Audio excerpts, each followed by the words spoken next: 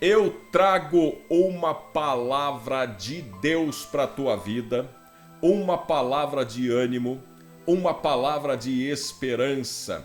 Eu trago uma palavra de Deus para a tua vida, meu irmão, minha irmã, e eu quero entregar essa palavra para você, tá? Eu quero entregar essa palavra para você agora. Essa palavra é uma palavra que está no Salmo 23. E eu quero que você escreva aí para o pessoal saber qual é o texto que nós vamos entregar aqui. Salmo 23.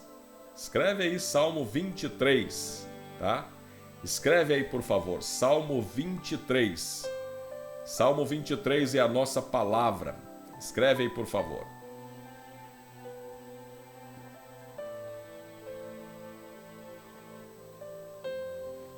Salmo 23. Por favor, escreva aí.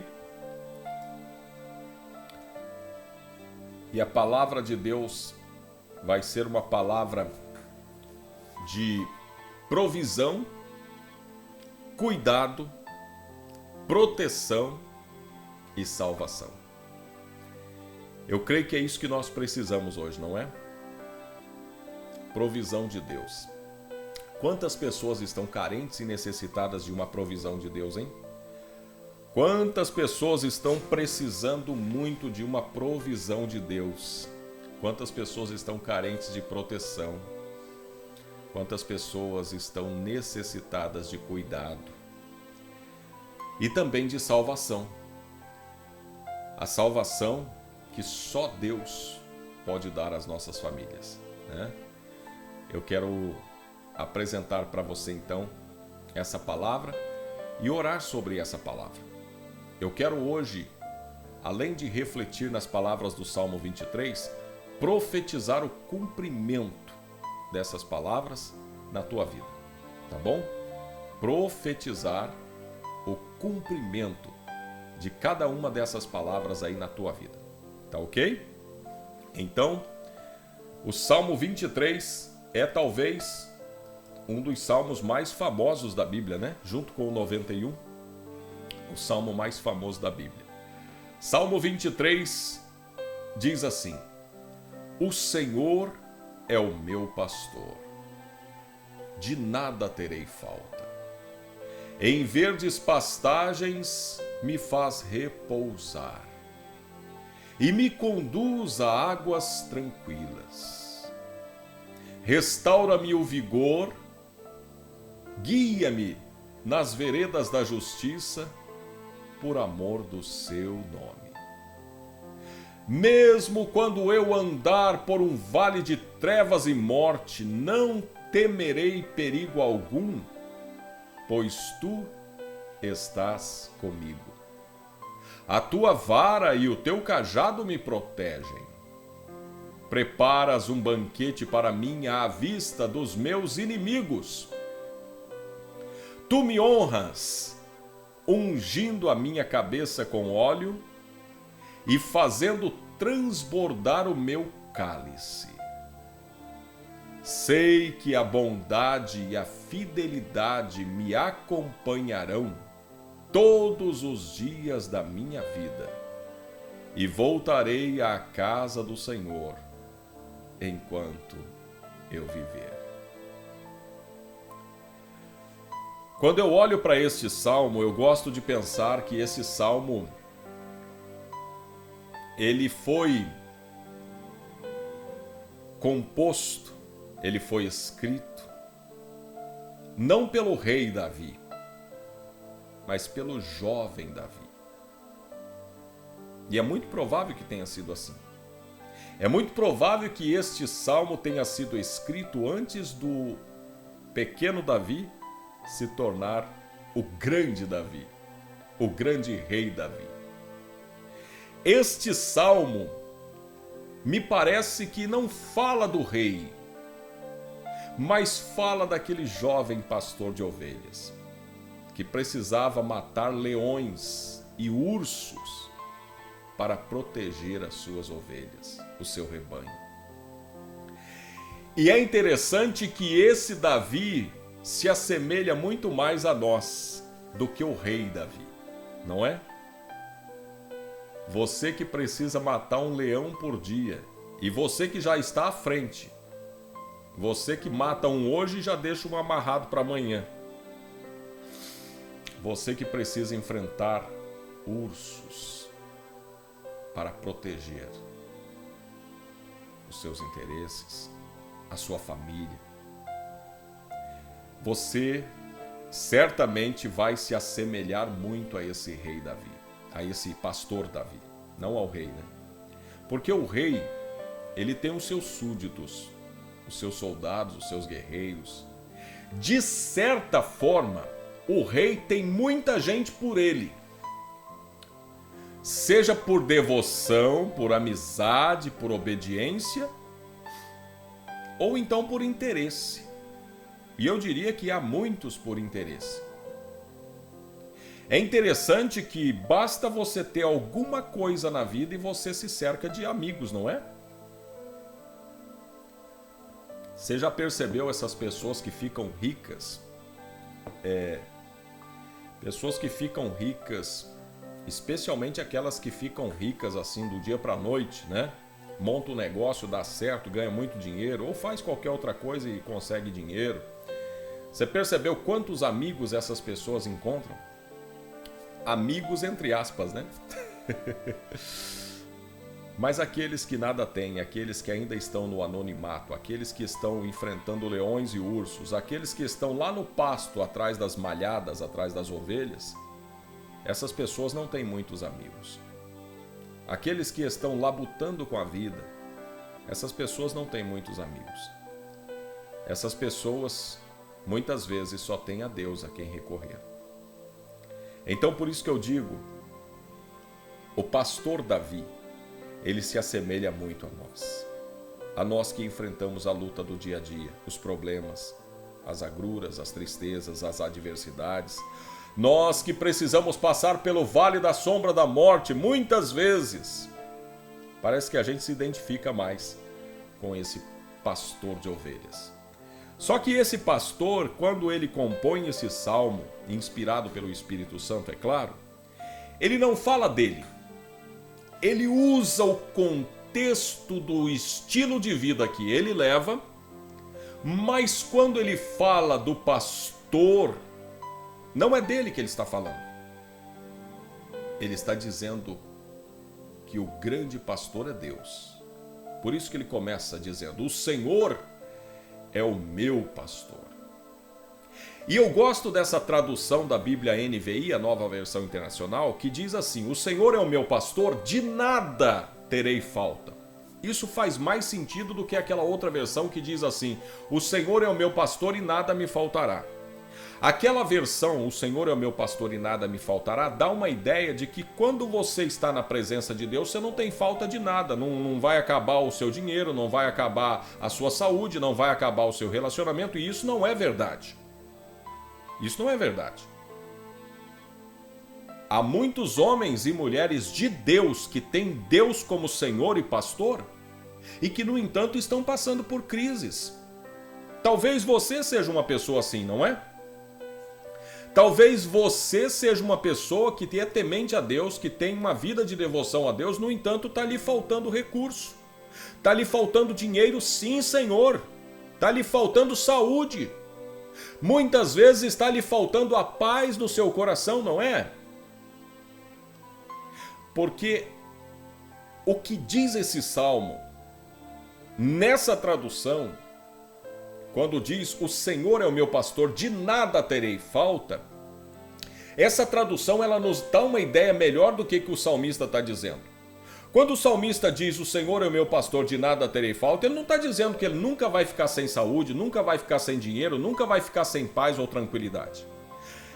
O que ele está dizendo é que quando o Senhor é pastor da minha vida, de nada terei falta. Ou seja, pode acabar o dinheiro, mas aquele dinheiro não é o responsável pelo contentamento do meu coração. Ou seja, ainda que ele acabe, o contentamento não vai acabar.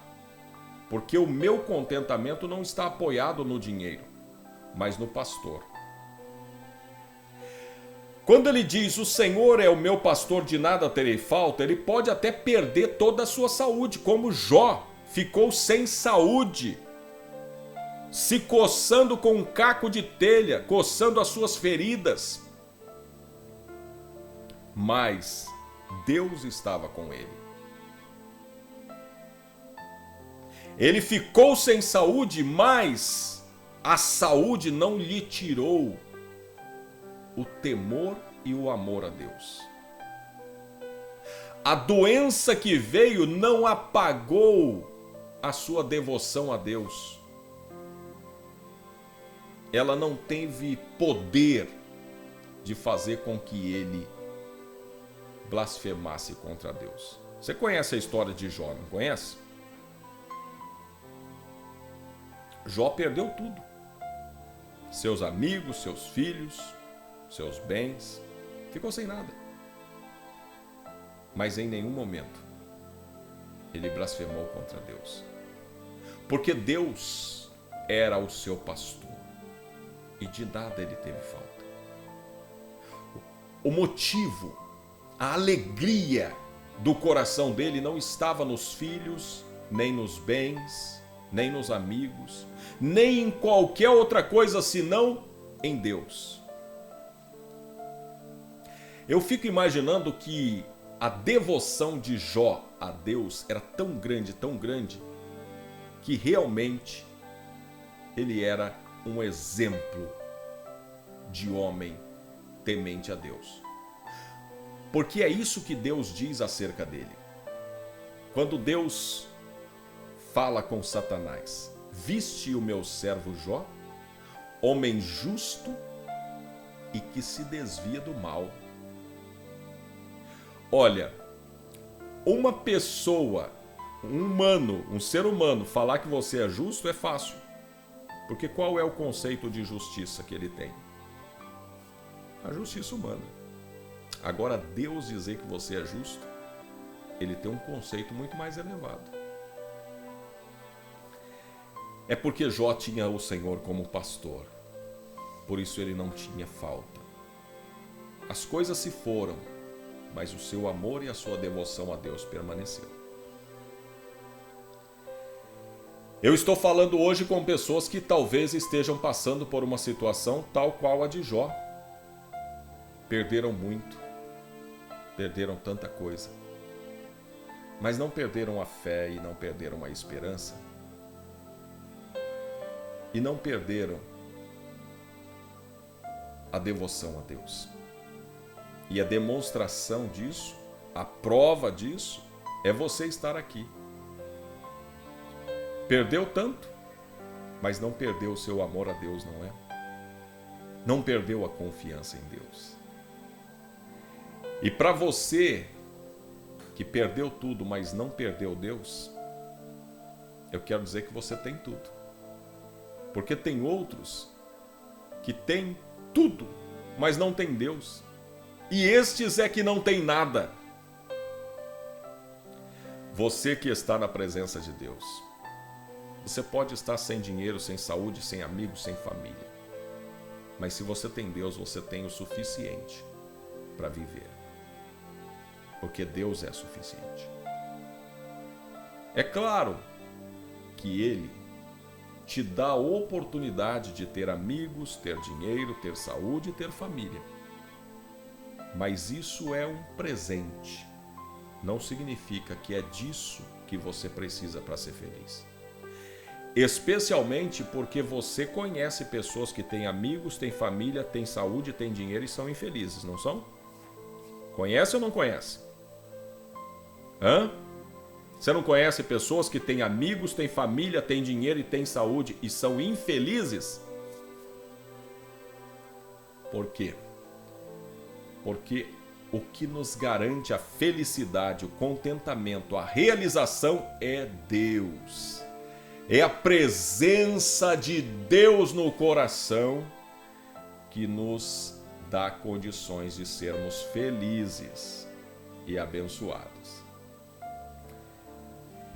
É por isso que eu gosto da expressão: o Senhor é o meu pastor e de nada terei falta. Se eu tenho Deus, eu não tenho falta. de nada.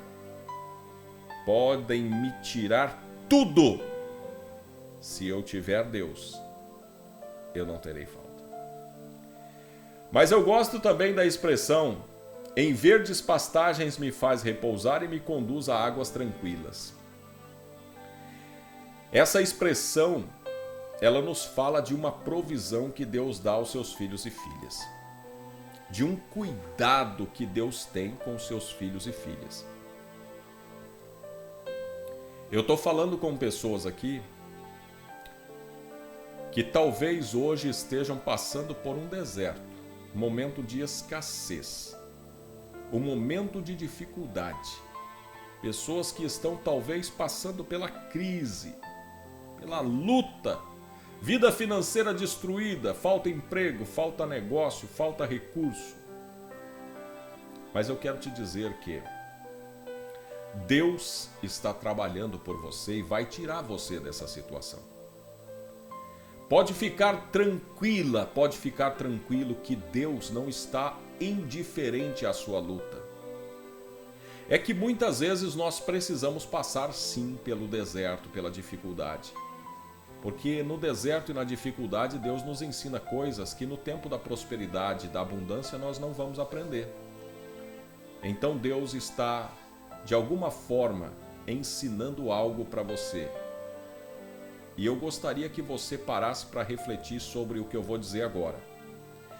Muito mais importante do que você vencer a crise é você aprender com ela. Vou repetir para você gravar isso aí. Muito mais importante do que você vencer a crise é você aprender com ela. Porque a lição que a crise nos dá é muito maior do que a vitória que temos ao sair dela. Porque se você aprende a lição, você vai se proteger para não cair de novo na crise. Agora, se você sai da crise sem aprender a lição, você pode cair nela muitas outras vezes, e talvez uma pior do que a outra. Então, entenda uma coisa: Deus é o pastor que traz a provisão, que te conduz ao alimento, ao sustento, a águas tranquilas. Mas, muitas vezes, esse pastor permite que a ovelha passe dificuldade, para que ela aprenda algo que é muito mais importante do que o recurso,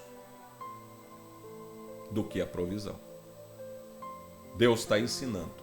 Só que Deus está trabalhando também para te tirar desse lugar de crise, desse lugar de dificuldade, esse deserto de escassez. Ah, Deus está trabalhando na sua vida. Não tenho dúvidas disso, porque a palavra diz que o nosso Deus é um Deus que trabalha para aqueles que nele esperam. Outra coisa que esse salmo nos diz é que ele restaura-me o vigor e guia-me nas veredas da justiça. Isso é ótimo. Isso é maravilhoso. Agora, mais maravilhoso do que isso é que ele não faz isso com base na minha capacidade de merecer. Porque se depender da minha capacidade de merecer o favor de Deus, a justiça de Deus, o cuidado de Deus, eu estou frito. Se depender da minha capacidade de alcançar o favor de Deus, eu estou perdido. Porque com toda a minha vontade, com todo o meu esforço, eu não alcanço. Porque eu sou um ser humano. Você sabe disso.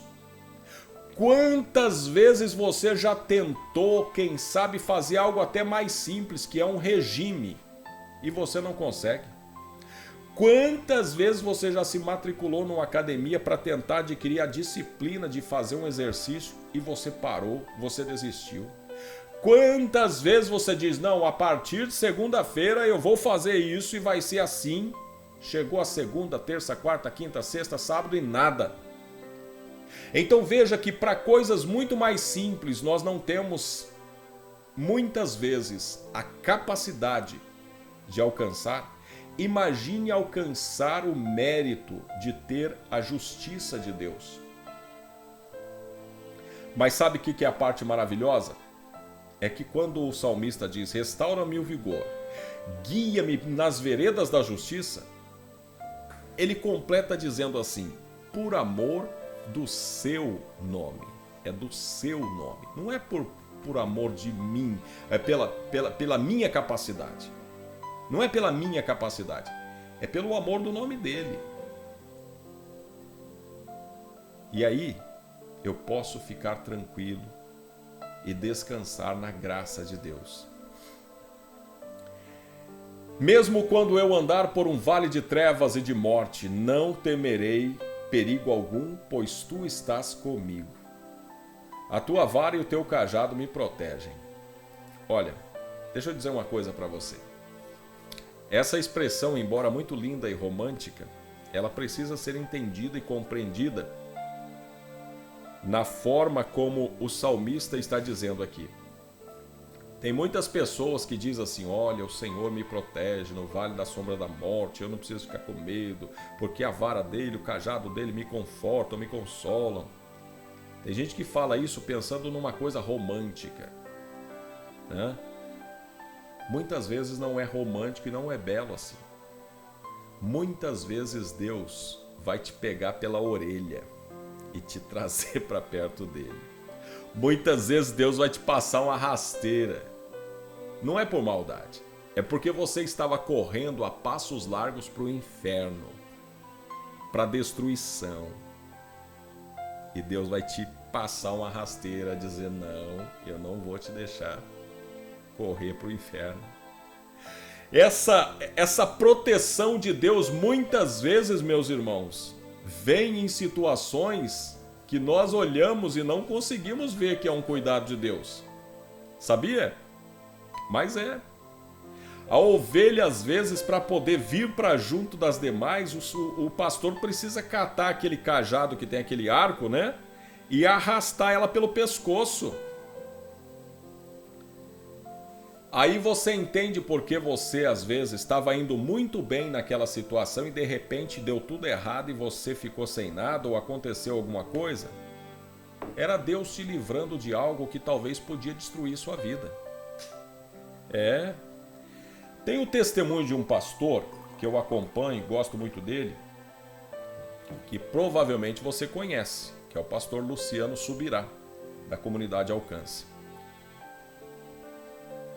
Ele conta, numa das suas ministrações, um testemunho muito forte de um tempo em que ele estava servindo a Deus e numa rotina de atividades, pregando em muitos lugares, escrevendo livros, e ele estava assim como que decolando na sua carreira ministerial, quando de repente ele sofreu um acidente.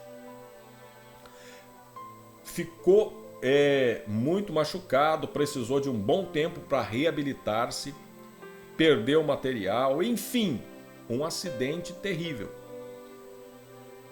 E depois, já em estado avançado de recuperação, quando ele já estava recompondo as suas forças, depois de muita oração, perguntando a Deus por que Deus tinha permitido aquele acidente na vida dele. Ele estava indo tão bem, ele estava fazendo a obra de Deus, ele estava correndo para todo lugar, ele estava pregando em muitas igrejas, ele estava prosperando no seu ministério, ele estava no auge do seu ministério. Por que Deus permitiu aquilo? E aí, depois de um longo tempo de oração, Deus respondeu para ele: para você não se perder, porque você estava voando, você estava indo tão rápido que você não ia ter estrutura para administrar o lugar onde você iria chegar.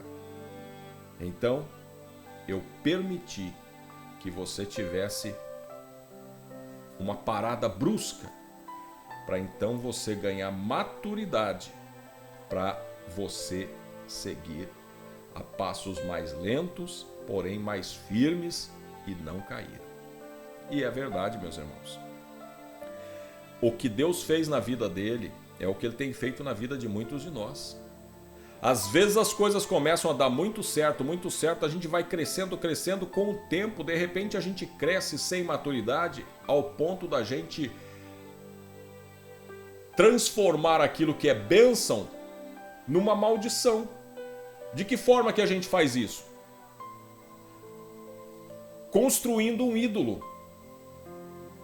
Sabe aquela história daquele pai que não tinha um filho? Mas depois de ter aquele filho, depois de muita luta, muito sacrifício, ele começou a devotar tanto amor, tanta dedicação àquele filho, que aquele filho deixou de ser filho, passou a ser um ídolo para ele. Talvez seja isso que aconteceu na vida de Abraão. Abraão queria tanto ter um filho, que depois de ter aquele filho, muito provavelmente, aquele filho se tornou para ele um ídolo, ao ponto de Deus ter que pedir aquele filho: vai e sacrifica esse menino. Às vezes aquilo que hoje nós chamamos de bênção, amanhã pode se transformar num ídolo e consequentemente numa maldição. E você deve conhecer pessoas assim, não é? Pessoas que enquanto não tinham algo, elas estavam aos pés do Senhor. Assim que conquistaram aquilo que queriam, elas sumiram da presença de Deus. Isso acontece na vida de muitos. Sabe, meus irmãos, Deus, Ele quer cuidar de nós. E Ele quer nos conduzir a uma vida onde nós possamos andar com Ele e não se perder. Então, muitas vezes, ao passarmos pelo vale de trevas e de perigo de morte, Deus vai estar conosco sim e trazendo para perto, e muitas vezes usando situações inusitadas. O salmista continua dizendo: preparas um banquete para mim à vista dos meus inimigos. Olha só, deixa eu te dizer uma coisa. Não pense que Deus está indiferente à sua luta, à sua dor, às humilhações, às situações terríveis pelas quais você tem passado. Deus conhece a tua luta, Deus está vendo o que estão fazendo a você e no momento certo, na hora exata, Deus vai entrar com provisão e Deus vai arrasar com todos os seus inimigos, adversários, aqueles que lutam contra você e que querem tirar de você a devoção que você tem a Deus. E olha, muitas vezes nós pensamos nesses inimigos apenas como aquela pessoa que tenta nos puxar o tapete. Muitas vezes nós pensamos nos inimigos apenas nos inimigos externos. Mas nós temos muitos inimigos internos. Sim, Senhor, sim, Senhora. O salmista fala muito sobre isso. Paulo falou sobre isso. Sabe? Inimigos internos. Desejos que nos conduzem ao pecado, pensamentos que nos conduzem à derrota, costumes que nos limitam, crenças que nos atrapalham. Há muitas coisas que às vezes são inimigas do cristão e Deus vai nos dar vitória sobre isso. Deus vai nos dar vitória, vai nos fazer superar isso. Essa é uma promessa do Salmo 91, do Salmo 23, perdão. Deus vai nos dar vitória, sim, Senhor, Deus vai nos dar vitória, sim, Senhora, mas nós precisamos estar aos pés dele. Nós precisamos ser ovelhas dele. E sendo ovelhas do Senhor, nós também podemos contar com essa bondade dele, que diz assim: tu me honras, ungindo a minha cabeça com óleo e fazendo transbordar o meu cálice. Sei que a bondade e a fidelidade me acompanharão todos os dias da minha vida. E voltarei à casa do Senhor enquanto eu viver. Aqui, nesse final, nós temos uma larga vantagem sobre o salmista. Aqui o salmista, quando precisava contemplar a glória de Deus, quando ele precisava de uma manifestação de Deus, ele precisava estar num determinado local. que era o templo. Era somente ali onde Deus se manifestava e se relacionava com o seu povo, no Santo dos Santos, lá no templo.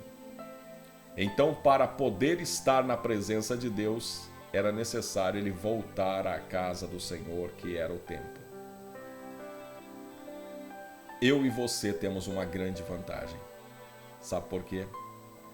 Porque este Senhor não habita mais em templos feitos por mãos humanas. Ele está aqui, no coração de cada pessoa que tem Jesus Cristo como seu Senhor, como seu Salvador. Você recebeu Jesus no seu coração? Recebeu? Então, esse Jesus, esse Deus, ele está em nós. Ele está no seu coração. E você pode ter a presença dele, o favor dele, a palavra dele, aonde quer que você esteja.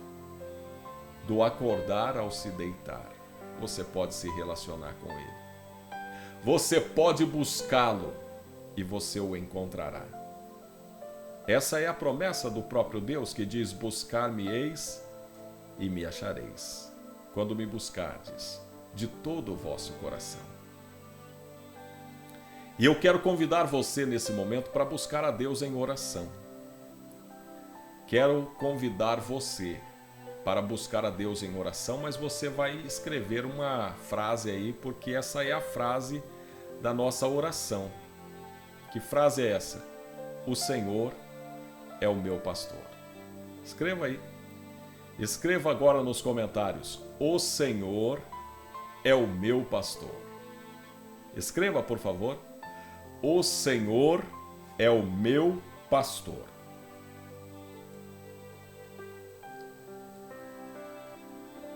O Senhor é o meu pastor. Escreva a frase: o Senhor é o meu pastor. E eu vou convidar você para orar agora, tá bom?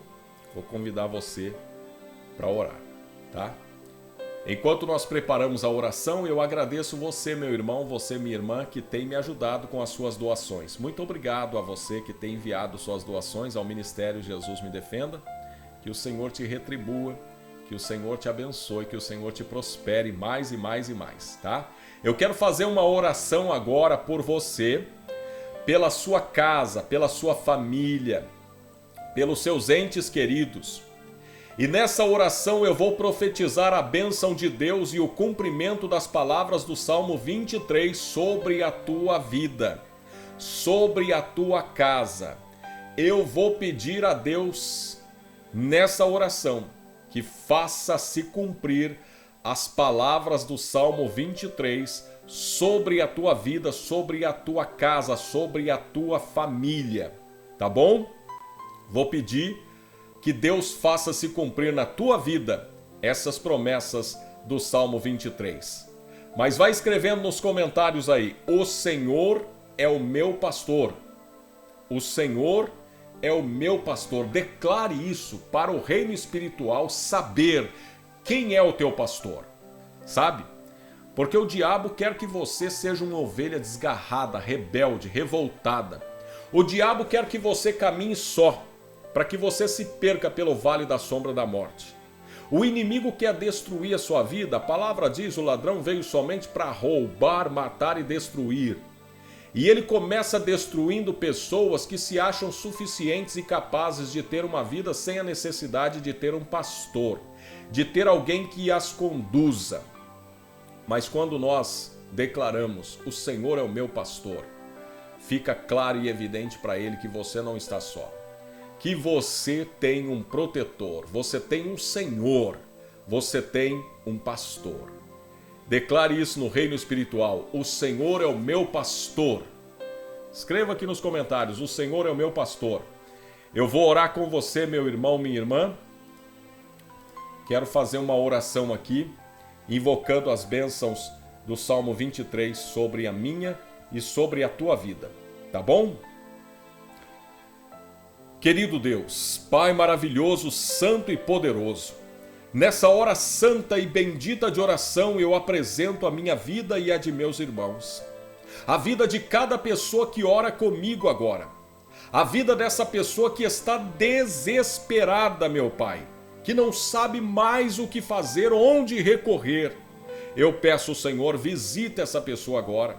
Venha com poder, glória e majestade e destrua as fortalezas desse problema, desse empecilho, dessa crise, dessa dificuldade, dessa tempestade que se manifestou na vida dela. Eu peço, Senhor, venha com poder e majestade, derruba todas as muralhas. Que o Senhor possa nesse dia trazer paz, saúde e harmonia para cada coração. Para cada pessoa que ora comigo agora, eu peço a saúde, ó Pai. A saúde que vem de Deus. A saúde que não é debilitada, que não se fragiliza diante de qualquer perigo. Eu peço, meu Deus, em nome de Jesus, renova a saúde das pessoas que estão comigo. Eu peço a cura de toda a enfermidade.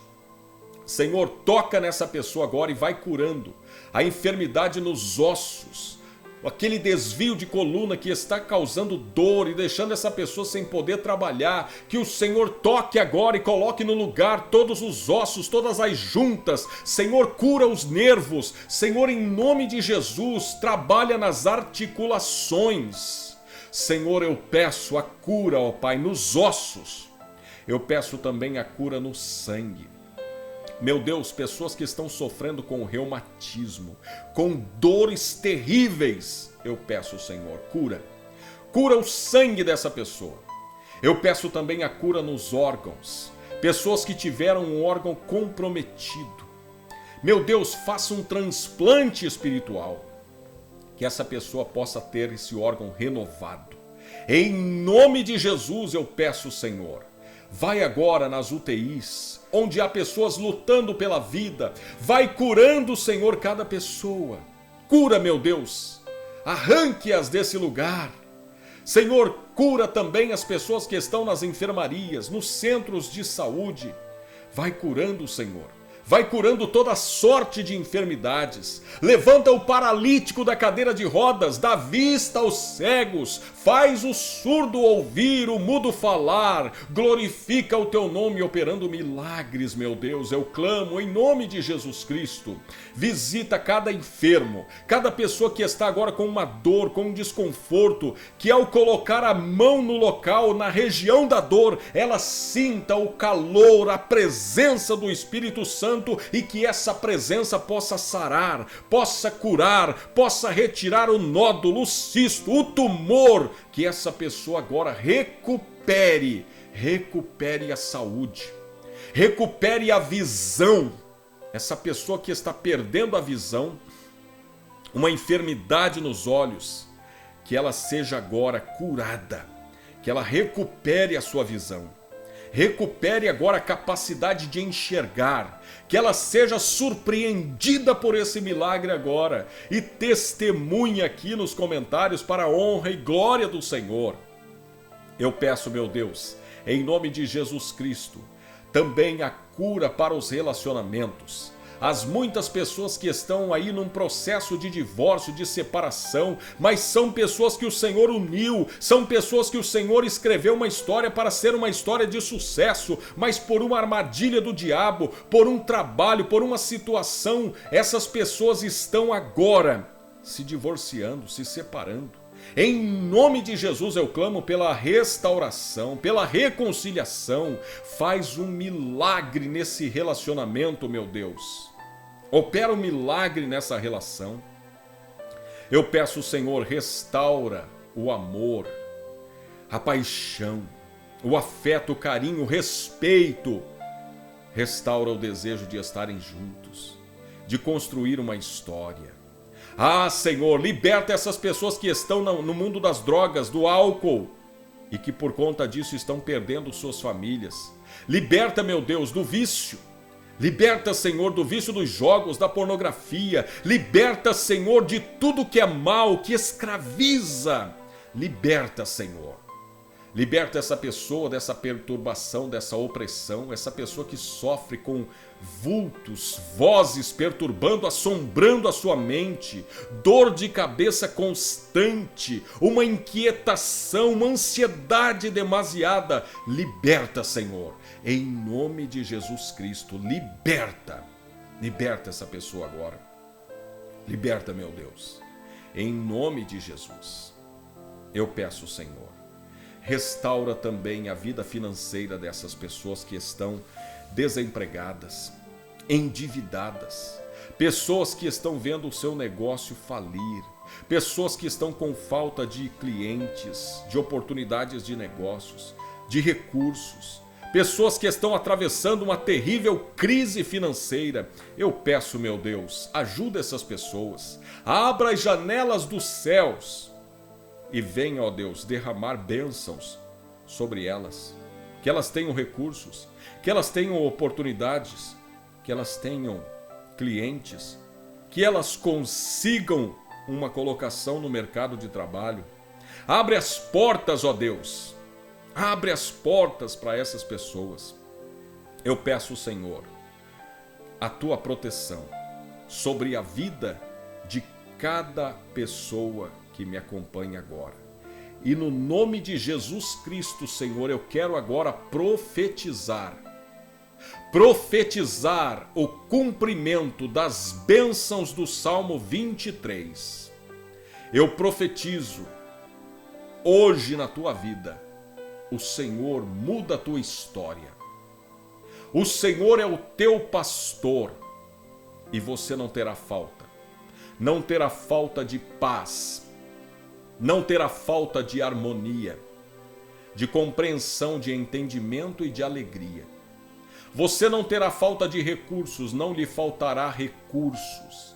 Não lhe faltará oportunidades. Não lhe faltará o alimento, não lhe faltará aquilo de que você tem necessidade.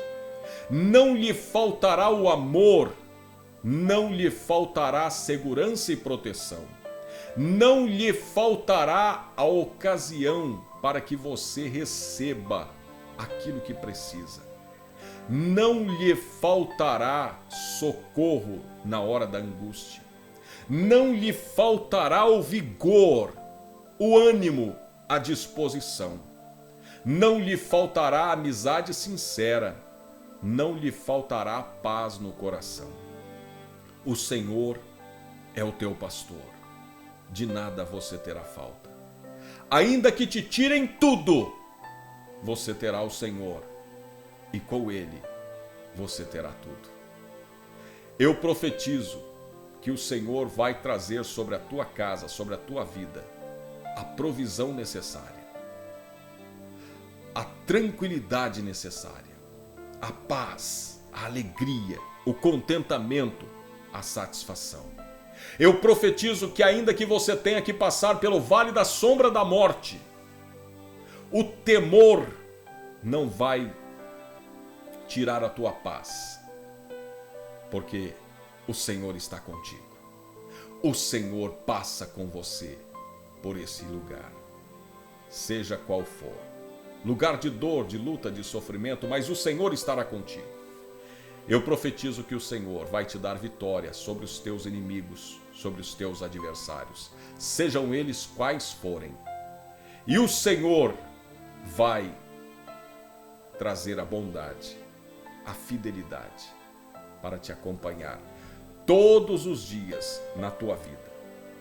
O Senhor vai trazer você para bem perto dele, de forma que você tenha alegria, paz, satisfação e realização. As bênçãos do Salmo 23 estão sobre a tua vida, sobre a tua casa, sobre a tua família. O Senhor é o pastor da tua vida. De nada você terá falta. Pelo contrário, você terá abundância de recursos. Você terá tudo o que te é necessário para que você tenha paz, alegria, tranquilidade, saúde, disposição, vitalidade o Senhor estará sempre contigo. O Senhor fará de você uma pessoa vitoriosa. Disso eu não tenho dúvidas. Eu quero liberar uma palavra sobre a tua vida.